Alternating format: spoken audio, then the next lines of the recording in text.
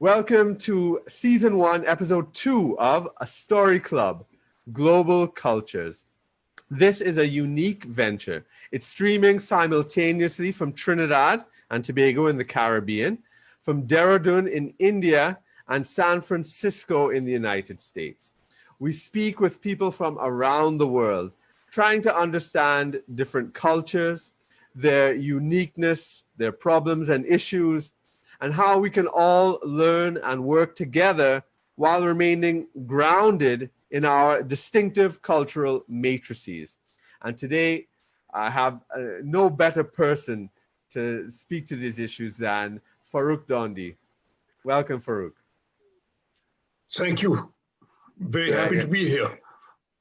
Our topic explores the question of global citizens. I'll just give a little layout and we'll get into the discussion. But people like to say they're global citizens or citizens of the world. But what does that mean? What place do cultural differences have in this concept? And how many of us can cross cultural boundaries and excel in each one of the cultures that we participate in? Farrukh crosses boundaries in multicultural Britain, in India, in his Zoroastrian Parsi community in the Caribbean, and also across classes, across disciplines, in such as literature, media, political activism. I'm so pleased to have him on the program, and I look forward to a lively and thought-provoking conversation. Welcome. When you say cultures and disciplines, can I also add that my career has been in writing and television and the media, but my degrees are in quantum physics. I studied natural sciences in Cambridge, and my first degree was in quantum physics. Can I ask you what year that was? You got your degree? What? See? Sorry? The year you got your degree. The year I started at Cambridge in 64, I finished in 67, I got a degree. So right. That was before it became very hip and new agey and popular. You were before it became popularized with the art of motorcycle maintenance and that sort of popular. It was about a parallel era in which people were writing about the zany stuff of science. Yes. And quantum mechanics was, well, not in its infancy, it had developed a hell of a lot. But when I look at things now, when I read quite a lot of science now, I can see that there have been just absolute quantum leaps in the whole of science and cosmology and physics even. Yes, amazing. So you're in London right now, correct? I'm sitting in London right now. Right. Well, can you give our audience listening a bit of background about your global and cross-cultural history? Well, I was born in India, right? And stayed there till I came to the first foreign country that I'd come to was Britain when I came at the age of 1920 to study in Cambridge. It was, through a scholarship. But I was born in Pune. It's called Pune now, on the west coast, near the west coast of India. And I was brought up there. I went to school there and college there. But my father was in the army. So he was all over the place. And he'd left me with my grandfather and my aunts. And so I lived through school and college in my granddad's house. But every holiday, that is Diwali holidays, summer holidays, sometimes winter and Christmas holidays, we used to visit my dad and mum wherever they were. So I know a lot about India, which is also 100 different cultures. I lived in South India when I was a child. Then we went to Kanpur and picked up a lot of friends. We went to Kashmir, we went to Assam, we went to Cochin. So I traveled much more than most Indians do as a child. But the first place I came out to abroad was Britain. But from the age of 5, I began to speak English, right? Before that, I spoke only Gujarati at home, Marathi with my ayah, my maidservant who looked after me, Hindi with the general population of India, or Marathi with population of Pune and Bombay. And so I picked up English at the age of 5 and began to read and write it just then, being told C-A-T cat, sort of B-A-T bat, and Right. B-A-T bait or whatever. And from there, of course, I developed a passion for reading English novels. My mother and my uncle introduced me to those. And then we read international stuff. And all through school and college, I picked up what was, I suppose, European culture, apart from Dickens and E.G. Woodhouse, Albert Camus and Jean-Paul Sartre, Nietzsche and stuff like that. And at the same time, as you talk about the hundreds of cultures in India that you were able to see, I mean, there's two things I think that's interesting about that. One is that it was, you were growing up in the immediate post-independence period. So Yes. that would have been interesting. And then also you're from the minority Parsi community. Yes. And so how being a Parsi in the immediate post-independence period when Nehru was, at his and whatnot, what was that like? And how did that form your experience? See, the British colonialism left India in an extremely poor state. So when I grew up, all around me, I saw poverty. My own community was extremely prosperous, right? Yeah. Of course, there were poor Parsis, but by and large, in the 18th and 19th century, the Parsis had followed the British colonialists in a certain way. For instance, the Parsi millionaires had made their money in the opium trade, not by selling opium, but by equipping the ships that the British sold opium through to China and so on. And so the big capitalist names today are people who, Wadia, Tata, big Parsi names today, they equipped the ships in the 19th century for the opium trade for the Brits. And in fact, they may have equipped the ships that sent my ancestors from that area to the Caribbean as indentured servants. Yes, indeed. Of course. Yeah. And you talked about the cultures of India, the hundreds of cultures. I say there are hundreds of cultures. There might be 50 or 25 regional cultures, but then there are class cultures also. Mm-hmm. If you know, for thousands of years, India has been divided into castes. Mm-hmm. And then there was the Muslim invasion, and so there are Muslims. So there are regional class cultures and divisions of religious cultures. Muslims do things that Hindus don't, and vice versa, and so forth. And of course, it causes tensions, but it also causes friendships. Like Muslims come to Diwali parties, and Hindus go to Eid parties. Absolutely. And Parsis participate in the lot. Anywhere there's a free meal and a free drink, we go. So now when you were in England as a young man, 1920, it was the 1960s, it was the early 60s, correct? Yes, mid-60s, yeah. Yeah.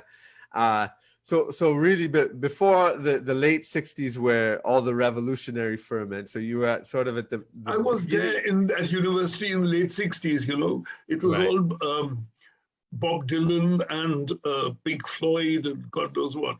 Yeah. So the Beatles had already established themselves, but so you got yourself involved in radical politics at the time. How did that happen? Well, I tell you, the radical politics, actually the radical consciousness set in when I saw the poverty of India.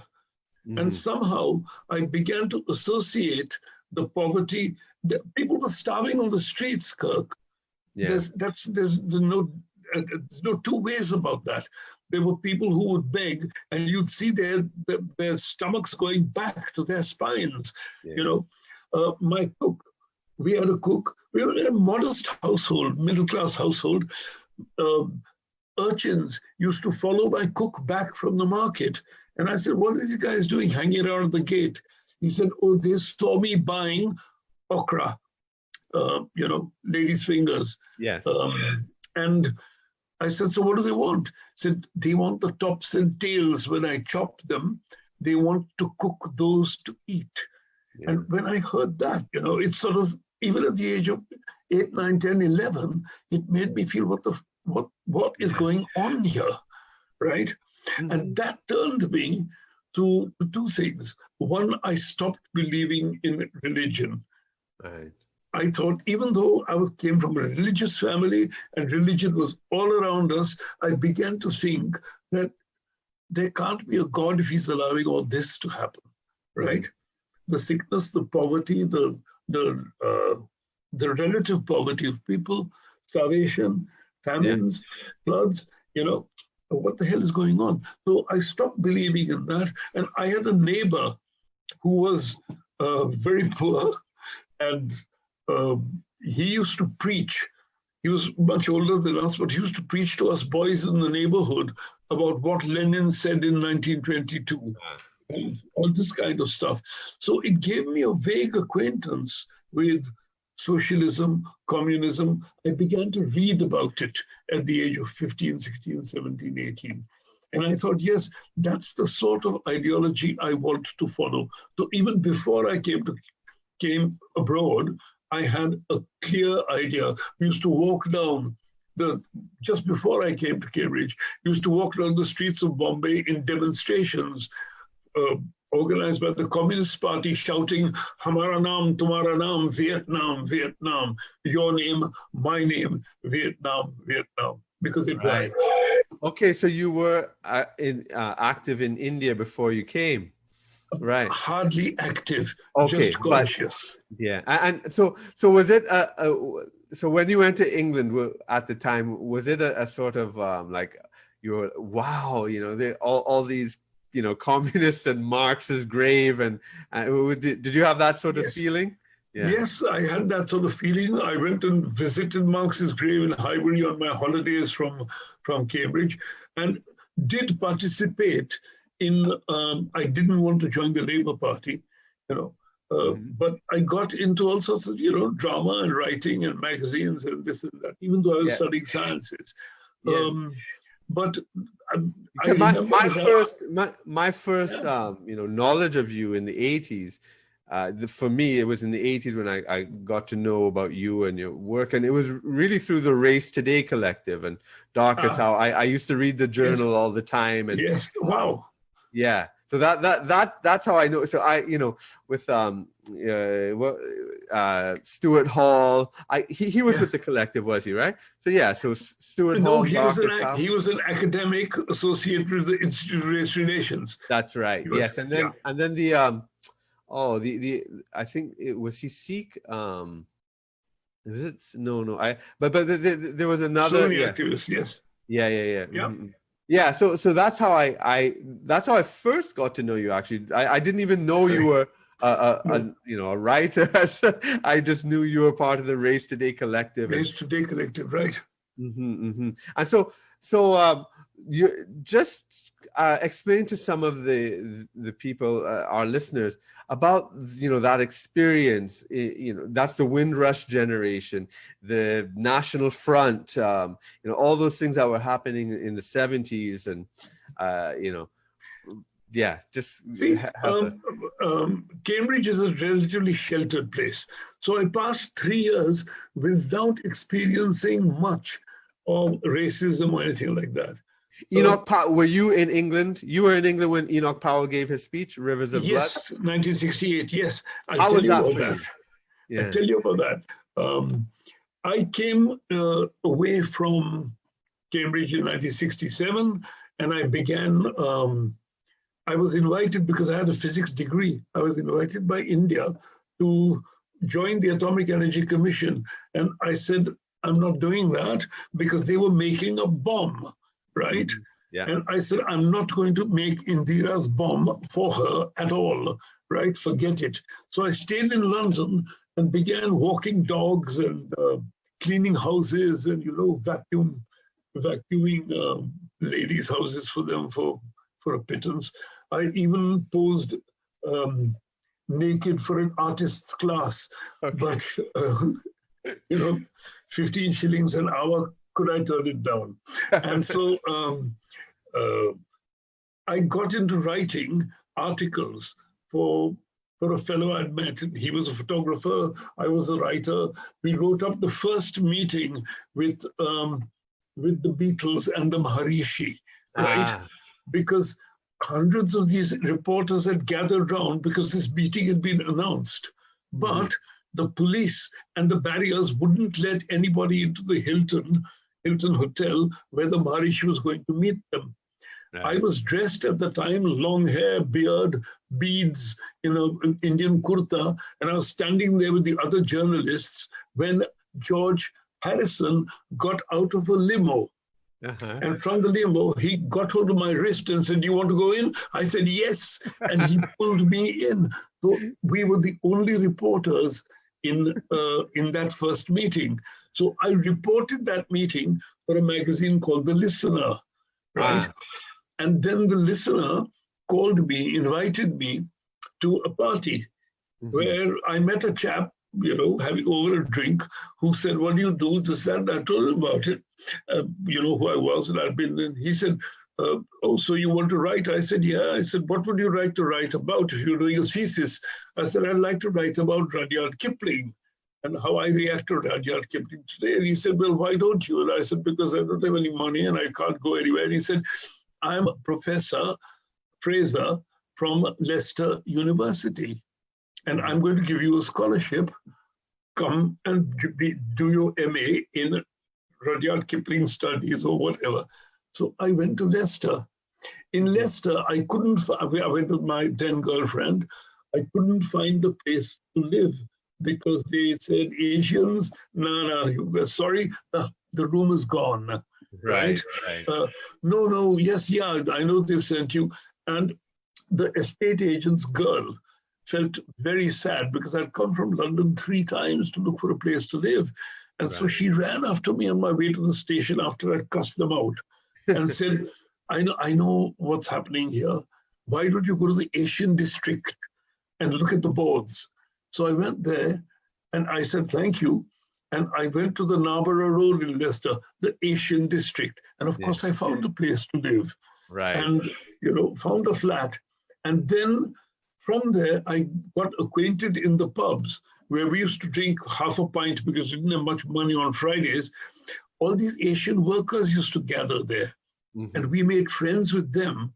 And we helped them, me and my girlfriend, helped them out because they didn't know how to organize a strike. Right. So, and some of them had been. Sorry to get. That's when I got into radical politics. Personal. Was your girlfriend white or was she Indian, Asian? Oh, she was Indian. She was called Mala Sen. Okay. She's no longer alive, but she's a writer also. She wrote the book Bandit Queen. She wrote Death by Fire. And I had run away with her from India because she was the head of the Indian Army's daughter. Oh, and 2 army brats. Yes, but my dad was a colonel. Lieutenant General Sen was one of the bosses of the Indian Army. And I'd run away with his daughter. We'd eloped. And that was one of the reasons I couldn't go back to India or didn't want to go back to India because they would have had my guts for garters, so to speak. Yes. We stayed in India till we reconciled with her family. So both of you were helping them to organize strikes now. Yes, because they were depressed one Friday evening in the pub, right? And we said, "Sain, what's wrong?" Said, "Those 5 guys have been suspended from the factory." Said, "Well, why don't you, how many Asians are there?" Said, 90% are Asians. So why don't you organize the rest of them, Punjabis mostly, right? To say, no, they have to be taken back. Said, "No, one of them slapped a supervisor and, there was a fight and blah, blah." That it doesn't matter. So that night, when the pubs shut, we went to the Students' Union where I was a member that stayed open all night. And on the duplicating cyclostyling machines, we ran off pamphlets and stood outside the gates at 5:30 in the morning and handed out to all the workers who were coming for the 6 o'clock shift. Nobody went in. They stood outside. By 11 o'clock, the management came out and said, "Okay, we're willing to negotiate." Right. And in 1 hour, Just interesting at the time, were the pamphlets in English, or did you have other Bengali or Hindi or any script? pamphlets were, I wrote in English, right? Yeah.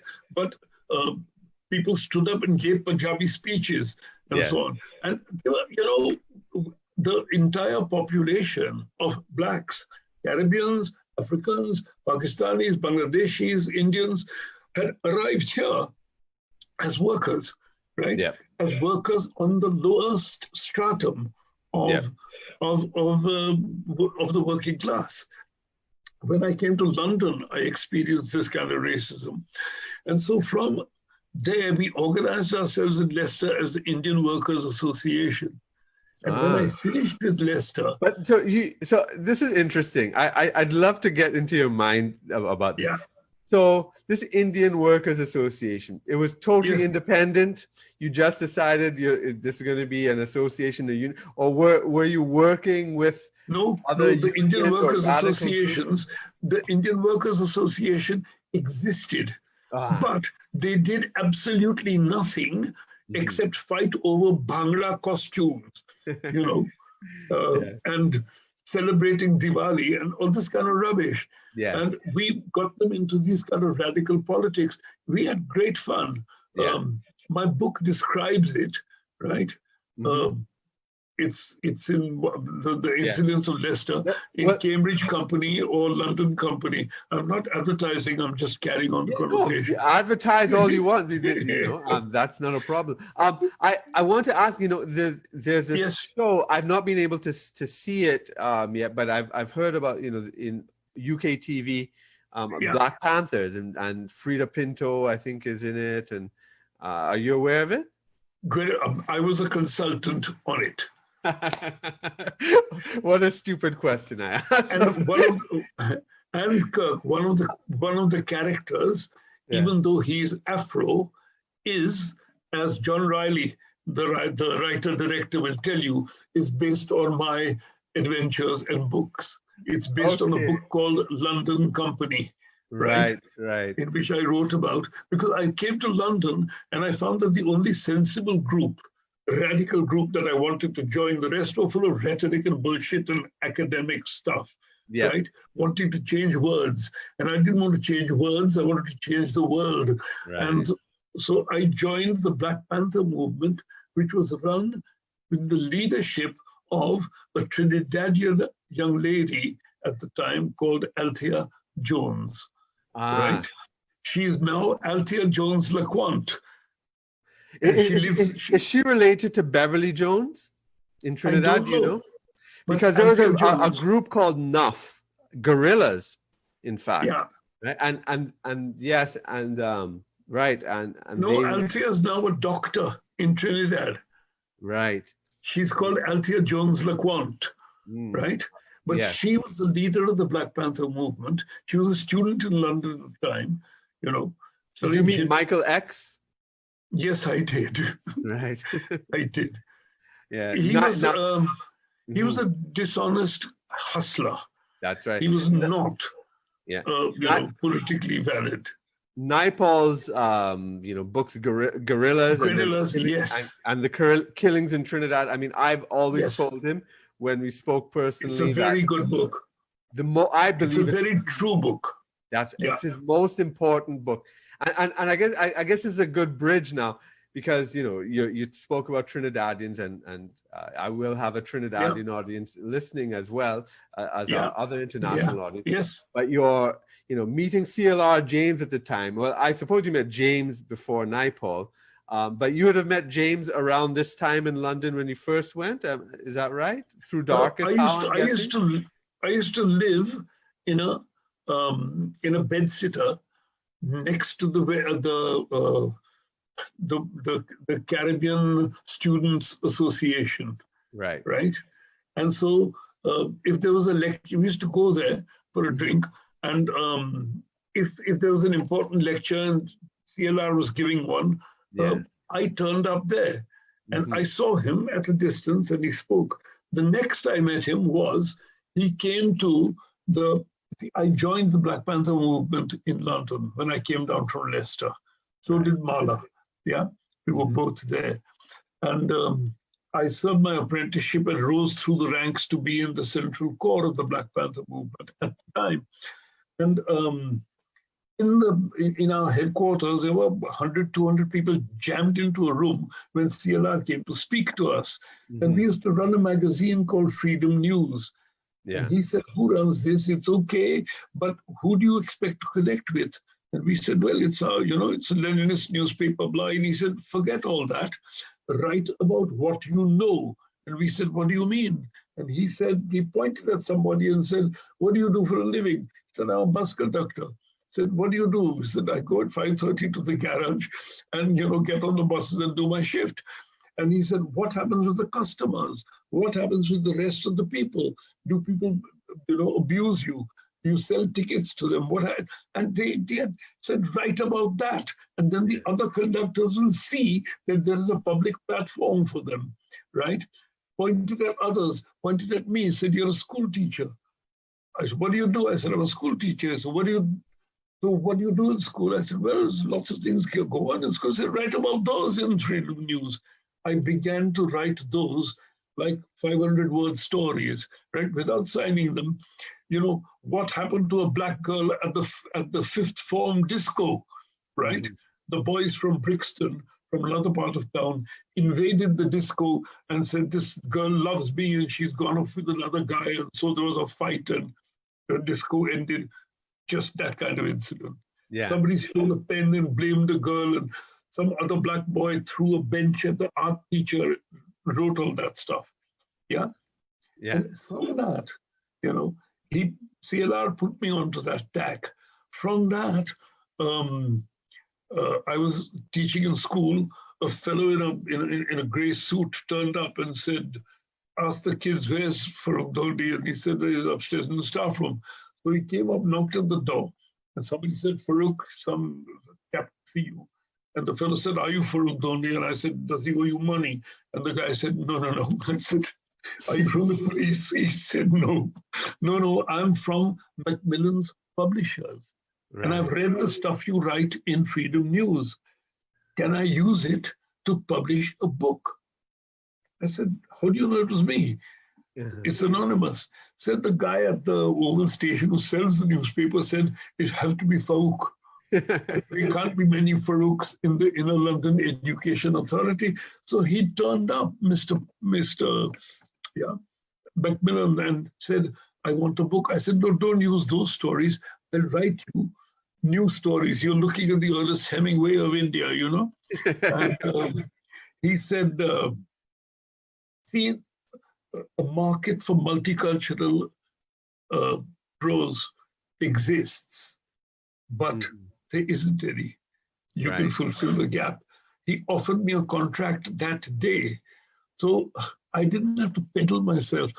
My first book, and then the second, and then the third was picked up by them just like that. Wow. They asked for them. So it was luck. It was really luck. Right place at the right time. There's a couple of things that I want to ask about that. One is about your, and let me just preface for the listeners who may not know who CLR James is. That's so sad if that's true, but I understand a lot of people won't. Yeah, he's a great intellectual Trinidadian writer. The Black Jacobins is his most philosopher. Yes. Yeah, and then Beyond the Boundary about cricket, about and colonialism, yes. And yes, it's just a brilliant, just a brilliant mind. Yes, politics, literature, arts, and everything. Probably one of the most prominent. You are a biographer. I forgot you. How could I forget? You actually wrote a biography. I wrote his biography because he came. He had an American wife, Selma James. Yeah, and they lived in North London, and Selma kicked him out of the house. Or he got fed up, they had a fight. And he said he has to live somewhere else. So he called his nephew, Darkus Howe, another Trinidadian. And Darkus said, look, I don't have space in my place, but you've got a spare room in your flat, Farrukh. Will you keep CLR? I said, with great pleasure. Yeah. Wow. So CLR came to live with me in my flat. And of course, he had peculiar, peculiar ways. He would wake up at 6:30 in the morning and shout for me, even though I wanted to wake up at 7:30. Farrukh, where's my breakfast? I want a 3.5-minute egg. If it was a 4-minute egg, he wouldn't eat it. He wanted it boiled for 3.5 minutes exactly. A fastidious Marxist. Lovely. And he'd want to go to Chinese food. So with his stick and his hat, we'd go downstairs in the night and go off to eat a Chinese meal. He stayed for 6 months maybe with me. Wow. I heard so many stories from him, right? And he's probably one of the best intellectuals that Trinidad has produced. Oh, absolutely. The grandfather of them all. And anybody, including Naipaul, who has had any success, who has reached any stature, owes everything to C.L.R. or has their roots that can trace back to C.L.R. Either, through Lloyd, through video. Naipaul used to talk about C.L.R., right? Yes. But they had their dissensions. Because when Naipaul wrote An Area of Darkness, right, about India, right, C.L.R. said to me, how can he talk about an area of darkness? That's the land of Gandhi and Nehru, the first people to decolonize themselves from Britain. And why is he calling it an area of darkness? No, but let me defend Vidya here. Because what he's talking about is the way Indians in Trinidad understand India. It is an area of myth, especially in that time,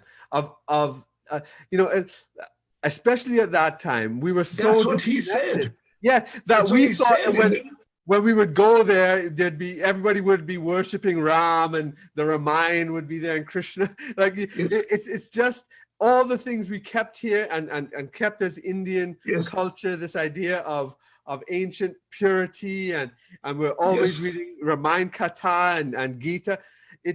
We didn't know about the politics. We didn't know about all the different cultures. Yeah. That is the area of darkness he's talking about. For him personally. I know. Yes. Kirk, I read An Area of Darkness when I was 16, 17 years old in India, right? It opened my eyes. I suddenly said, this guy is telling the truth. But the nationalistic reaction in India was, oof, boom. Friends of mine, college lecturers where I was, said, this man is doing dirt on India. And what do they call it? The gutter inspector's report. Yes. Right? That's what the Indian nationalists called it. And I felt that this guy is telling the absolute truth. We do crap on the streets, right? That's what Indians do. We do have a confused mentality. What did you write about? One of the head scientists of India, he went to his house. And the priests were praying there. He said, what's going on here? He said, they're telling my daughter's getting married, and I've called the astrologers to find her horoscope. I said, hang on, you're atomic scientists. What the hell is to do with horoscopes? You know that the stars are, burning gases. They're not in control of your daughter's future. So he said, Indians have that kind of dual mentality. They can hypocritically hide one part of their minds from the other. Yes, I mean, one thing that when he spoke about one of the Congress meetings with all the leaders defecating outside, that was such an image. Yes, I know, I understand that, and I said to this guy, but I kept my mouth shut because friends and lecturers and whatnot didn't want to know. Yes.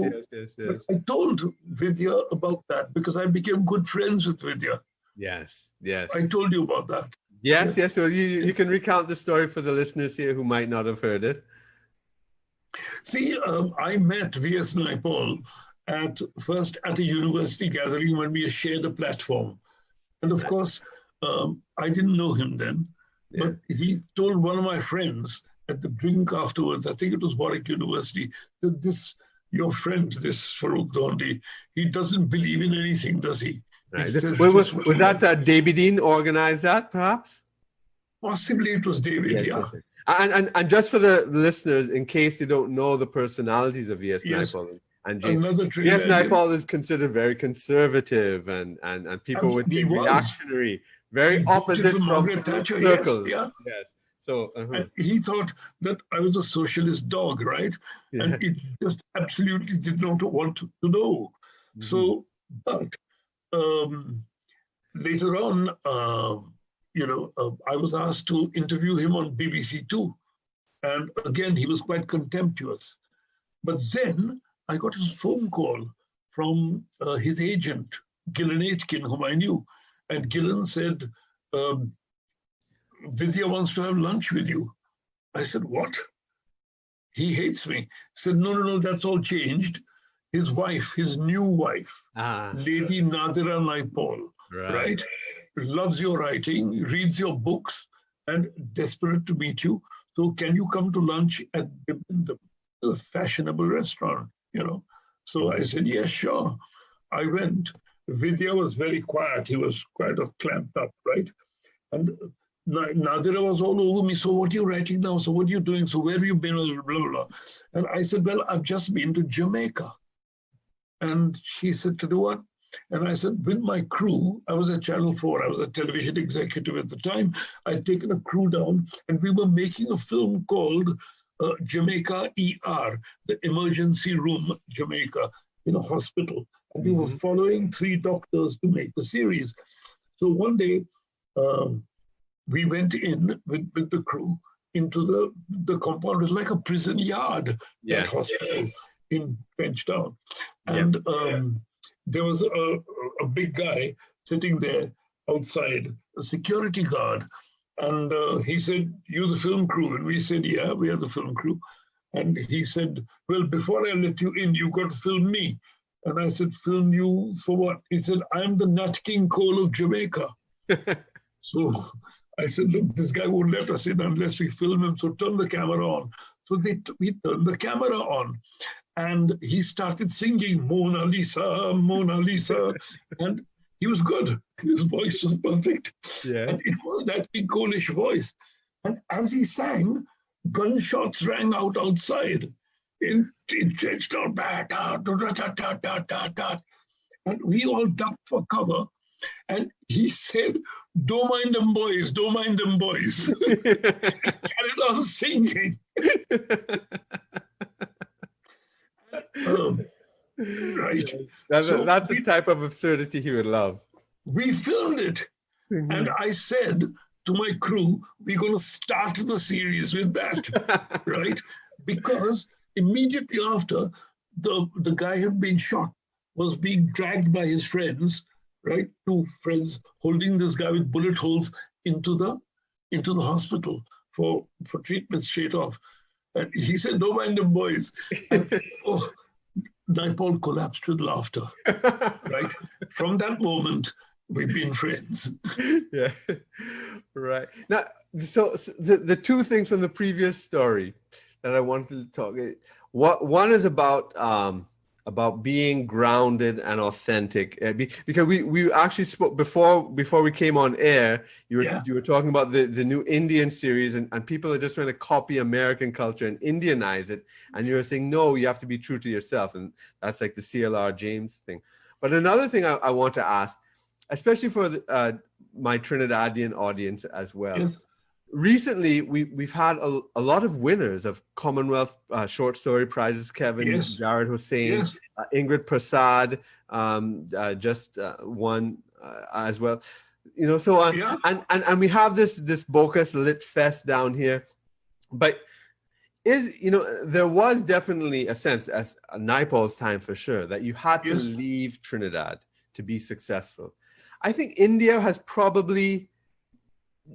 That's not true in India anymore. There's a great industry there, but for a place like Trinidad and for Trinidad writers, do you think, and you are someone who's crossed all these boundaries, do you think that Trinidadians still, if they want to make it big, they're going to have to leave to London or New York or somewhere. What's your thinking on that? I actually feel, with C.L.R. James, that the larger the society, the more productive it is, and the more successful it can be.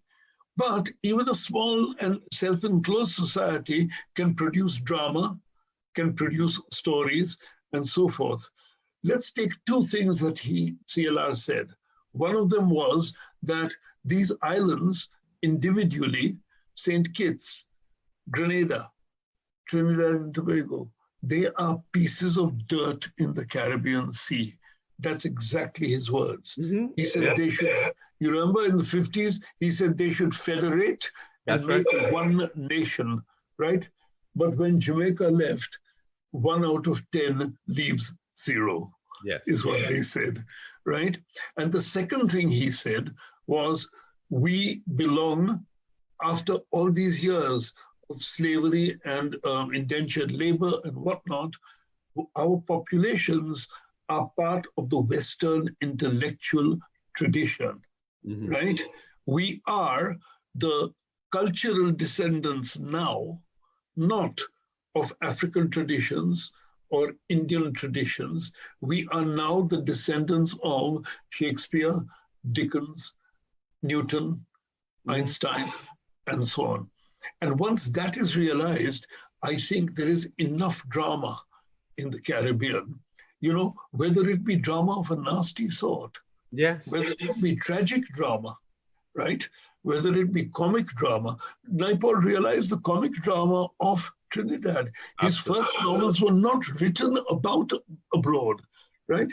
In fact, I think his English novel, 2 English novels, Mr. Stone and the other one, Enigma of Arrival, actually, they don't interest me. What does interest me is... Everyone raves about Enigma of Arrival. It's, House for Mr. Biswas, right? Miguel Street, for God's sake. Suffrage of Elvira. Those are the novels that are essential. And I am sure Caribbean writers will come forth with those. And the world is getting internationalized. I don't know that any Caribbean writer will not go abroad. They will inevitably go abroad. And maybe they'll return to Trinidad. But what they write about is up to them, because there is a kind of world culture now. Definitely. And so another thing that's interesting in your own history now is how you were able to excel. So you wrote The Bandit Queen, and The Rising, Mangal Pandey, and you wrote them as Hindi scripts, I'm presuming, not English translated. You wrote them in Hindi, am I right? I wrote them partially in English and partly in Hindi, and then got the English translated, because there are some things you can't do without Hindi. But I work in the Hindi industry all the time. And what's it like negotiating? Because you win awards in Britain. You are a fix. You're up there you excel in the world of British literature and writing, playwriting, screenplay. And then also, you have these blockbuster Hindi movies, and they're two very different cultures, right? Explain what it's like working and excelling in both of those cultures. I don't think that they're in any sense excelling, but what I don't feel, Kirk, is a kind of tension in myself. Some people make quite a lot out of, and probably they feel it, that they are torn between two cultures. I'm not in the least torn in myself. I am myself, and I know this and I know that, and I can do this and I can do that. But you understand that there's a difference. You can't write a Hindi, a Bollywood style script and expect it to succeed in the West, or a Western style movie and expect it to succeed in Bollywood. There are different traditions, right?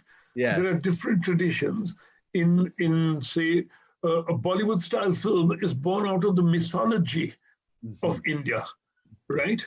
It's again Mahabharata and Ramayana revisited in today's discourse, or today's gangland. Yes. It's the same story, right? What you don't get in Bollywood films is the nuance of reality, Right. which art films in India, Satyajit Ray and the Bengali films, those guys did actually try and people are doing it more and more now, trying to capture the reality of what an Indian life is. Like you were behind Salam Bombay, correct?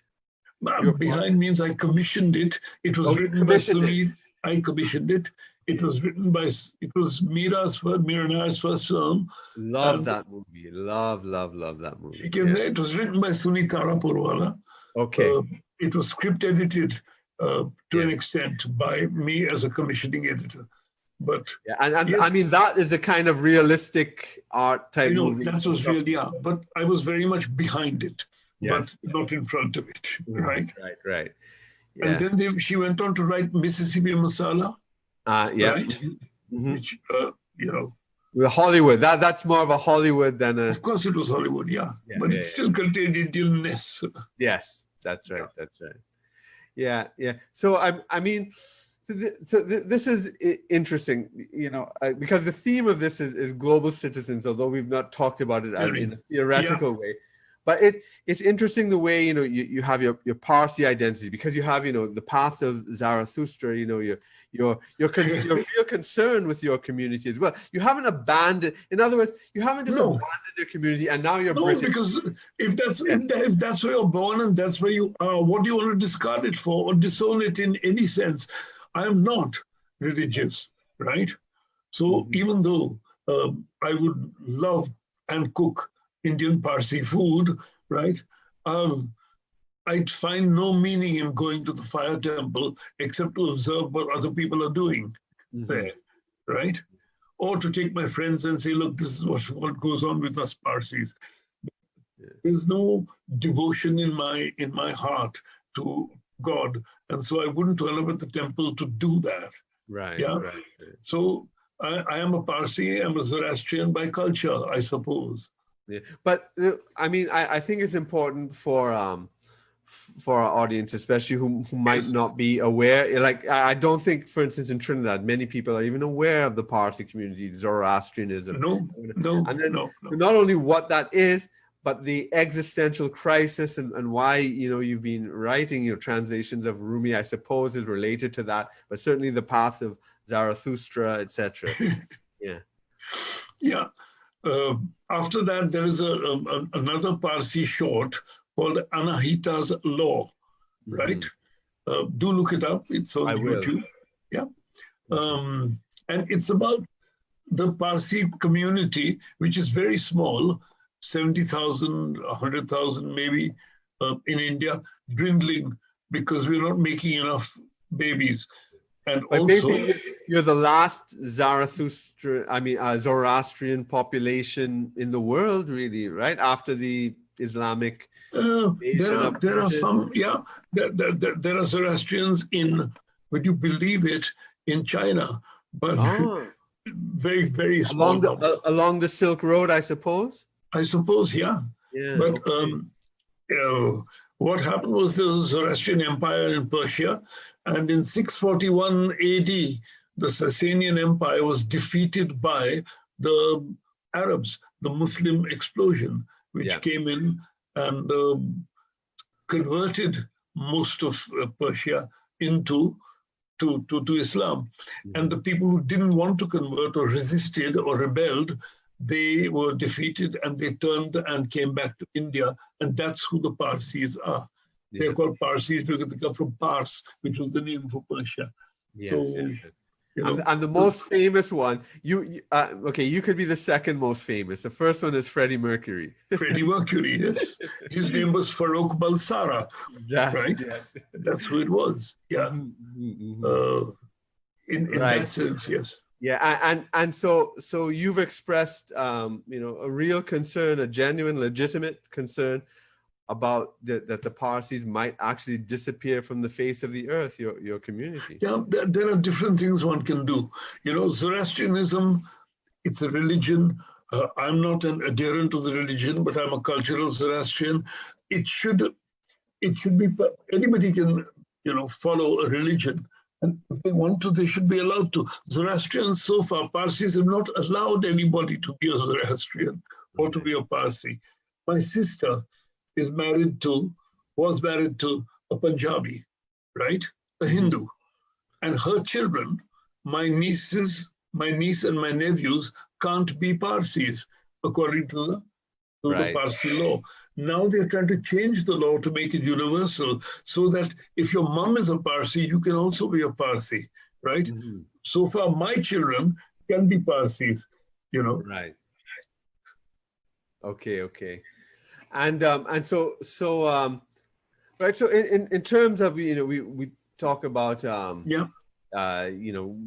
now you have multiple identities, right? All of us do, really. I don't know. I feel just one identity, but that's right. Also cultures feeding into it.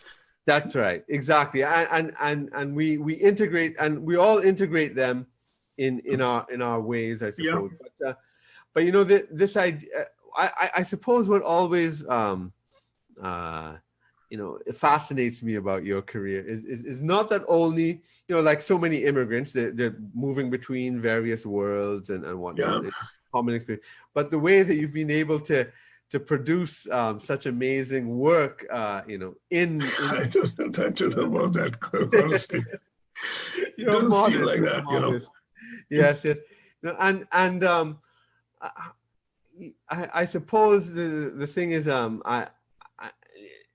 in terms of this idea of a universal culture, right? Yeah. People have, there's this idea, and you touched on it in the new Indian Netflix that you're working on. Yeah, yes. There are people who feel for them to be global, you have to shed your identity and adopt some sort of a weird construct of what is global, usually American, and yes. And just pretend or be ashamed of whatever your particular roots and identities are. So I'd like you to sort of expand on that within this new Netflix context. Two things have happened. One is, speaking as an old dinosaur Marxist, one has been the integration of markets, right? Capital has gone abroad.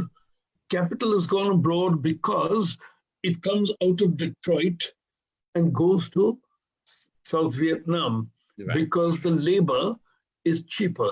Mm-hmm. It goes to Thailand, who make cars instead of Detroit. It goes to South Korea, who make cars instead of the car manufacturers. Because if an American charges $50 an hour or $20 an hour, the Vietnamese or the South Korean will charge $2 an hour for the same work, right? Mm-hmm. And so the industries have moved out. The cotton industry, cotton and woolen cloth industry has moved completely out of Europe and America and gone to where you wear clothes from Marks and Spencer's and Primark and this and that, and they're all made in Bangladesh and God knows where. Yeah. Right? Mauritius. So capital has shifted, and with capital, labor has shifted. That's that's where the Black Panther movement and Race Today and whatnot, that's where the Asian populations of Britain were born. That's where the Caribbean population of Britain comes from, the Windrush generation, and whom Naipaul invited into Britain to do the dirty work, right? So that's the internationalization that has taken place. And what we do is we bring our cultures here. Mm-hmm. And we should stay distinct insofar as we can disseminate that culture, we can be proud of it, and we can be proud of the good parts of it. Yes. Right? If there are bad parts to it, like burning widows, we want to pack that in, right? If there are parts of it which are not conducive to the modern world, like child marriage, you don't get your daughter married at the age of 6. That's Yeah. Universal culture denies that kind of stuff. And the girl who's married off at 6 gets to be 16 and doesn't, or 14 and doesn't want to be in that marriage anymore. So there is that, right? Mm-hmm. There's that universality. And the second thing, of course, is technology. So not speaking as a Marxist, but as a technologist or somebody who observes what we are doing right now, Zoom and Facebook and things, that causes the spread of dominant cultures. Yeah. It doesn't cause, you can view through the television what some tribe is doing in a far off, undiscovered place, but you don't follow that culture. The dominant culture, the dominant soft culture is, as you remarked, American, right? Yeah. So when I work as a consultant, editorial consultant to a channel in India called MX. It's run by the Times of India. It's huge in India, right? And I get scripts to read. A lot of those scripts are what I call the Game of Clones, right? Which is a complete imitation of the Game of Thrones. The story is transformed into some kind of Indian, and it doesn't work. And I go back to them saying, for God's sake, write what you observe. There's enough drama in India, right? There's enough drama in Indian life. Look around you. Yeah, it's all there. So there is a bad effects of this universal culture, which causes imitation and causes people to talk in ways that they shouldn't talk. A lot of Indian college students keep saying like twice in every sentence, and it irritates me. Like, you know what I mean? Like, yes. I'll go back to C.L.R. James again, who's also been such an inspiration for me. One of the things that he talked about, which struck me, he said, to get to the universal, you have to go through the particular. Particular, yes. You don't try to figure out what the global market wants and then gives it to them. No. And I talk about in Trinidad, that's the failure of our soca artists. They want to see, okay, Shaggy is popular, so let's have our big soca person like Machel Montano do something with Shaggy, and maybe we'll get a hit. Bob Marley, on the other hand, who was genuinely a superstar, he talked about Kingston 12 and eating cornmeal. Of course. Porridge. Who in the world knows what those things are? But he didn't care. He spoke truthfully and honestly about his own experience, and people could identify with that, even though they knew nothing of the particulars. I would imagine that's the way you work as well. Very primarily. The example I'd hold out is Bob Marley. For God's sake, Bob Marley was, he picked up the beat, he picked up the reggae beat from around himself, and became universal. He didn't try and become American at all. And that's the advice you give to your Indian writers. Don't try to write Game of Thrones with some brown characters in Game them. of Thrones, no. And some Dal and Diwali celebration. Sure, right. Yeah, but then, there can be a narrowness to that too. A lot of Indian writers write out Uncle G and Auntie G and just their own family. And if they should broaden out their vision to try and see what's going on in India, right? The conmen, the frauds. That's right. Because so out of every particular experience, there's a universal element that everybody can recognize. Sure. Yeah. And people are doing it. There are writers, writers I would recommend from India. They write about the culture of the cities that they see. And they're the same values, of course. All of us understand greed, ambition, jealousy, love, compassion. Exactly. All of us understand that. That's right. Human traits, Exactly. It just expresses itself differently in different places. Of course. But we understand it universally. We understand it, and it's immediate understanding. It's instinctive understanding, right? Yes. We know what generosity, we know what meanness is. straight away. There's no, Absolutely, no two ways about it. Yeah. Yeah. I think and in becoming sort of global, one needs to be confident in one's own in one's own cultural matrix and to have an open sharing with others. Sure. Yeah. And I hope that we come to universal, but diverse and universal values without them being nasty in any sense, Yes, that's right. I've just been writing a column for an Indian newspaper about the two jihadi trials, which, and Britain wants to change. The Britain Police Federation has been asked to not use the word jihadi or Islamist for the terrorists, right? Two terrorists have been tried. One of them is a Jamaican convert, right, who told 11-year-olds to buy Kalashnikovs and shoot up people, shoot up anybody, and die themselves so that they can go to heaven and get 72 virgins.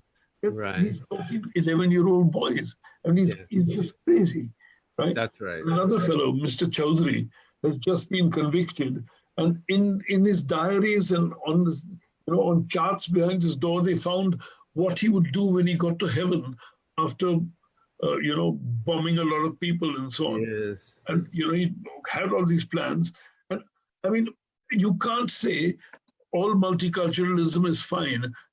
That's not fine. And he's just completely mad to say that when I get to heaven, I'll first decorate my palace, and out of the 72 virgins I'll have 2 of them stay with me, and 70 will stay in another barracks when I need to use them, and so on.